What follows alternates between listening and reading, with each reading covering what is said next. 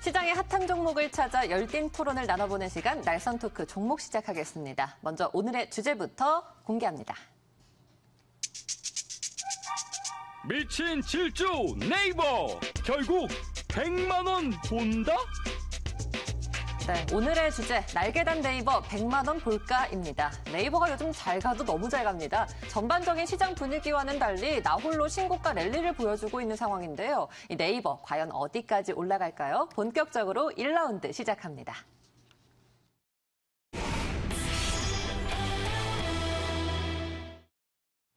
네, 먼저 두 분 의견부터 확인해 보겠습니다. 이 조성우 과장, 이정민 대표, 추가 상승 여력이 있는지 아니면 올라도 너무 올랐는지 앞에 있는 판 들어주시죠. 네, 조성우 과장께서는 더 오른다. 이정민 대표는 아니다. 많이 올랐다라는 의견입니다. 자, 네이버가 일단은 뭐 라인의 그런 수혜를 받으면서 라인을 활용한 광고 매출 성장 기대감이 아무래도 많이 반영되고 있는 것은 사실입니다. 먼저 이 라인을 통해서 네이버의 수혜는 과연 어디까지 갈까요? 지금 되는 집인 것 같아요. 네이버가 요즘에. 네.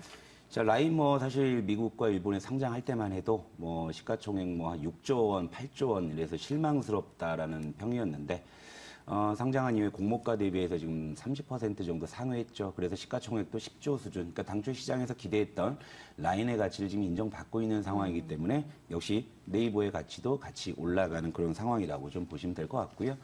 자, 지금은 일단은 네이버가 라인의 덕을 좀 톡톡히 보고 있는 것만큼은 분명합니다.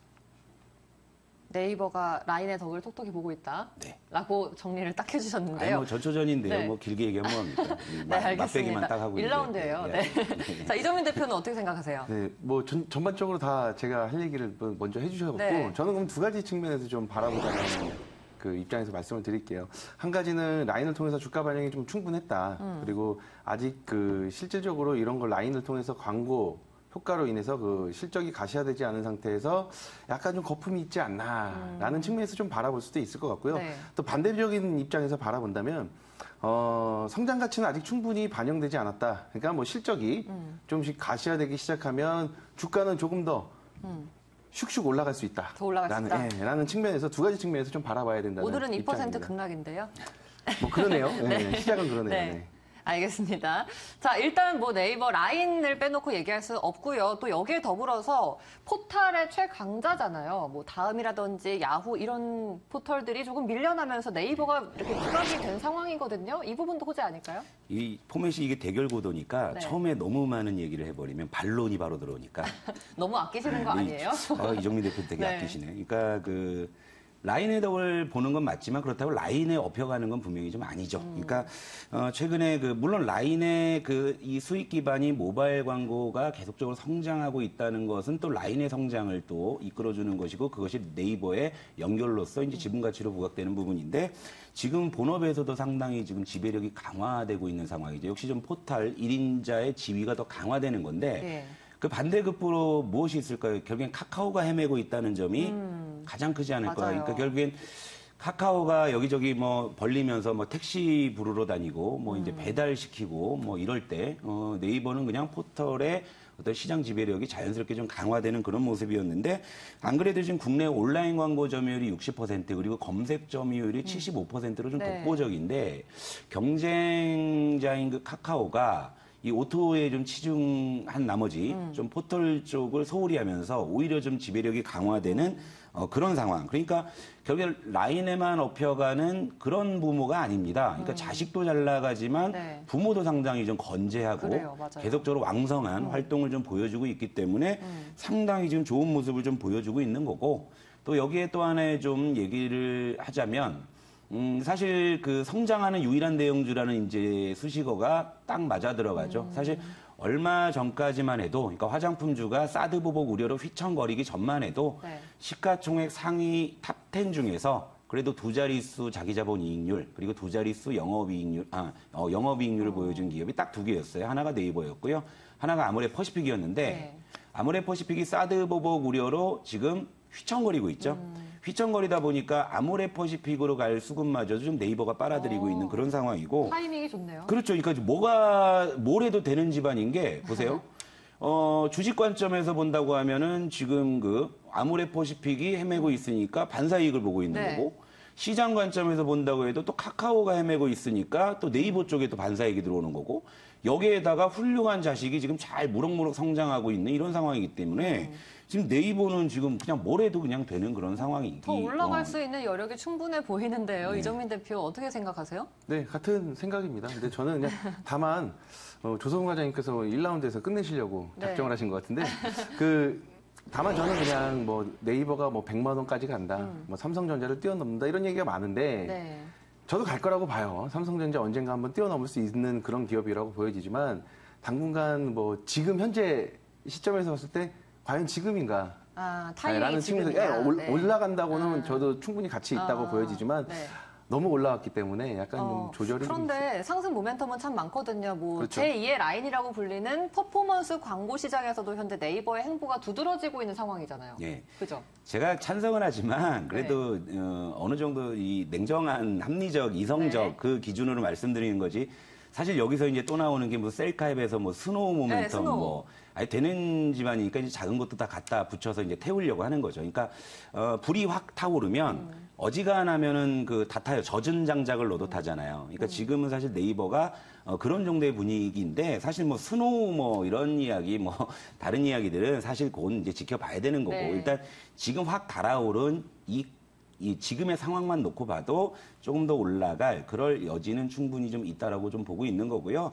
뭐 셀카입 스노우 뭐 그거 물론 이제 뭐 하도 카카오의 분위기가 치즈. 좋으니까 네. 얘기 나오는데 네. 저는 아직까지 거기까지는 생각 솔직히 안 성장성은 하고 아직 잘 점쳐지지 않나요? 더 봐야죠. 사실 뭐 그거 뭐 더 봐야 되는 거지. 이제 뭐 너댓 살 된 뭐 이 어떤 유아기의 어린이의 어떤 그 미래를 우리가 확정 지을 수 없는 거지. 물론 부모 마음 같아서 판검사 됐으면 좋겠고 네. 의사 됐으면 좋겠고 하는 거지만 아직 스노우에 대해서는 뭐 이렇게 그냥 자라나고 있고 건강하게만 자라다오. 사실 뭐 이런 관점으로 보시는 게 맞지. 지금 네이버의 주가 상승에 뭐 스노우나 아니면 다른 것들을 좀 갖다 붙이는 것은 뭐 일단 뭐 아무거나 뭐 그냥 요즘에는 뭐 작은 거라도 재료가 되면 올라갈 수 있을 만한 그런 수급이기 때문에 그렇다 하지만 일단 저는 본업인 포털 시장의 지배력 강화 그리고 라인의 지금 성장 요 두 가지만 놓고서 그냥 저는 뭐 추가 이것만으로도 충분히 더 올라갈 여지는 있다 보고 있습니다. 그래요. 뭐 일단 또 거기에 더불어서 카카오가 아무래도 좀 헤매고 있기 때문에 거기에 대한 반사이익도 있을 것 같은데요. 수급적으로 카카오에 있던 매기가 좀 이쪽으로 쏠릴 것 같아요. 어떻게 보세요? 카카오에 대해서 좀 비교를 해보자면 사실 반사이익을 말씀드리기 전에 뭐 카카오하고 네이버하고 비교한다는 것 자체가 네. 사실 P급과 헤비급을 경쟁시키는 거 아닌가. 체급 차이가 너무 많이 나거든요. 네. 주가의 가격을 봐도 10배 이상 차이가 나죠. 현재 가격이. 그리고 사실 그 서비스를 제공하는 고객한테 서비스를 제공하는 이런 영역의 그 범위도 네. 사실 말씀하셨지만 카카오보다는 네이버가 더 규모가 크기 때문에 사실상 네이버와 카카오를 비교하기에는 약간 좀 어폐가 있다라는 그래요? 말씀을 드리고 싶고요. 개인적으로 저는 사실 뭐 다른 말씀일 수도 있겠지만 이렇게 바텀업을 해서 다시 올라서는 이런 종목들로 사실 재미를 보는 전문가이다 보니까 저는 굳이 만약에 네이버와 카카오를 꼽아서 지금 현재 신규 매수를 해야 되는 입장이다라고 한다면 저는 사실 네이버보다는 카카오를 추천하고 싶다는 생각도 그래요? 있거든요. 예, 카카오도 나쁘지 않다. 그러니까 반사이익이라기보다도 카카오도 어느 정도 성장해서 주가가 좀 반영돼서 주가가 좀 올라갈 수 네. 있는 여지가 있고 또한 네이버도 네. 씩씩하게 올라갈 수 있는 여지가 있기 때문에 그 비교하기 전선을 카카오로 옮기셔서 저도 카카오를 가지고 한번 말씀을 좀 네. 드리고 오늘 시간도 뭐 많은 것 같은데 그 만약에 정말 그 이정민 대표님의 관점에서 카카오를 산다 그러면 전 차라리 로엔을 사고 싶은데요. 로엔이요? 예. 왜냐면 나쁘지 않은 그 것 같아요. 카카오는 완전히 로엔한테 자꾸 지금 동의하시면 안 돼요. 업혀가고요. 네. 카카오는 완전히 로엔한테 업혀가고요. 네이버는 라인한테 안 업혀도 된다 이거죠. 그러니까 단적인 예로 카카오가 2분기 영업이익이 266억을 했어요. 네. 이 266억이 연결 재무제표 기준인데 이 중에 로엔이 206억 혼자 했어요. 그러니까 카카오만 놓고 보면 답이 안 나오죠. 자, 아까 제가 시총 상위주 중에 유일하게 두 자릿수 자기 자본이익률과 영업이익률이라는 말씀을 좀 드렸었는데 네.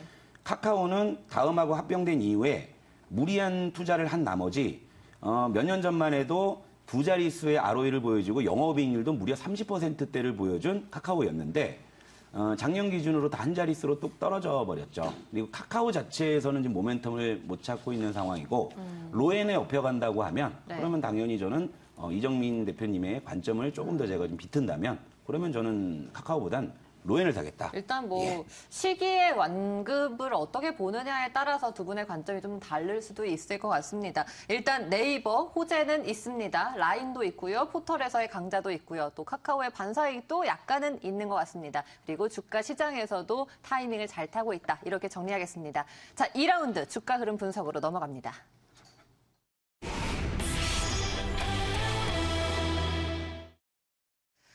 네, 네이버가 최근 나흘째 강세를 보이더니 현재장에서는 조금 조정을 받는 양상이 드리워져 있습니다. 그런데 52주 신고가를 어제장에서도 다시 한번 갈아치웠거든요. 이러한 강한 흐름을 보여주는 주가 흐름 잠시 차트를 통해서 좀 살펴볼까요? 이정민 대표께서 살펴주시죠.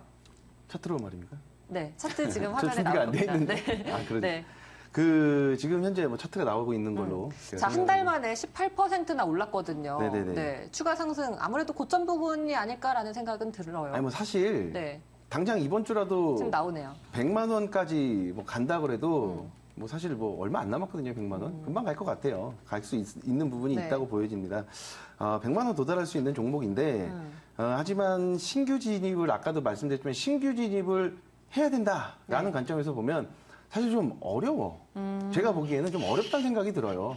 그러니까는 지금 저는 사실 저희 고객들도 네이버 보유하고 계신 분들이 꽤 네. 많이 있거든요. 많을 것 저는 같아요. 오히려 네. 좀 더 보유 종목을 보유하고 계신 수량을 조금씩 줄여가는 줄여갈 때? 네, 이런 전략을 세우고 있는데 그 이유가 사실 18일, 19일 이 시점부터 기관이 사실 네. 좀 매도의 그 자세를 좀 취하고 있는데 물론 외국인이 매수하는 수량에 비해서 기관이 매도하는 수량은 뭐 극히 일부죠. 굉장히 적죠. 하지만은 가장 제가 우선적으로 고려를 해야 된다라고 말씀을 드리고 싶은 거는 만약에 외국인이 이렇게 기관하고 동반 매도세를 취하게 되면 네.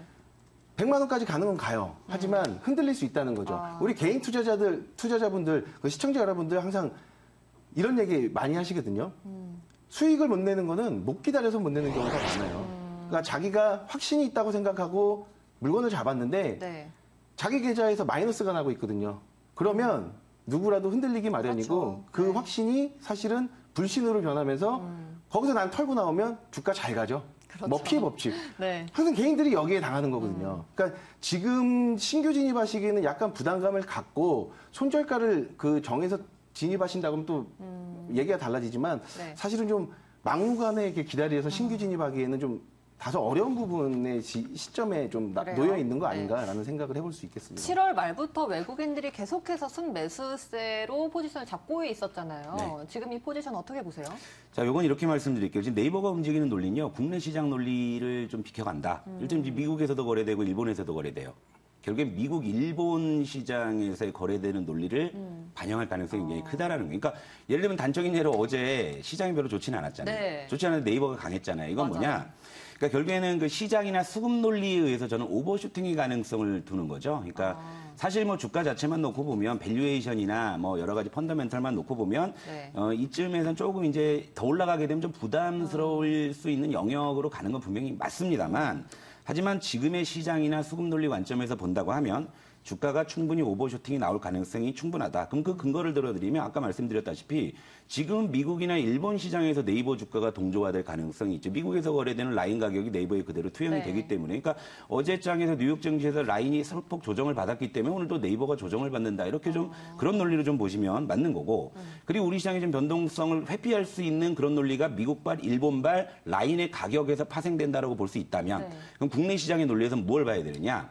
그동안 사실 삼성전자 및 삼성그룹주가 수급을 다 빨아들였잖아요. 네. 그런데 지금 갤럭시 노트7의 폭발 논란 때문에 그렇죠. 오늘 삼성전자와 삼성그룹주가 지금 동반 급락을 하고 있어요. 그런데 지수 자체는 그렇게 많이 안 빠지고 있다는 거죠. 그렇다면 드디어 삼성전자나 삼성그룹주에서 나온 수급들이 또 어딘가로 이동을 할 가능성이 굉장히 큰데 네. 그 중에 하나가 네이버죠. 뭐 사실 최근에 뭐 만도도 우리가 다루었지만 만도 같은 경우에도 기관 외국인들이 지금 시황에서는 지금 살 게 많지 않다라고 했을 때 어느 쪽에 지금 슈팅을 몰아가는 가능성이 굉장히 많다라는 거예요. 네. 그 중에 하나가 만도를 먼저 좀 해 먹은 거고요. 네. 그리고 네이버도 결국엔 기어이 사실 100만 원이라고 저도 단정지어서 선동적으로 말씀 못 드리겠어요. 110만 원까지도 얘기가 나오더라고요. 예, 근데 뭐 요즘 보고서를 보게 되면 105만 원, 110만 원 나오는데 제가 눈에 띄는 목표가가 하나 있었어요. 99만 원. 99만 원? 예.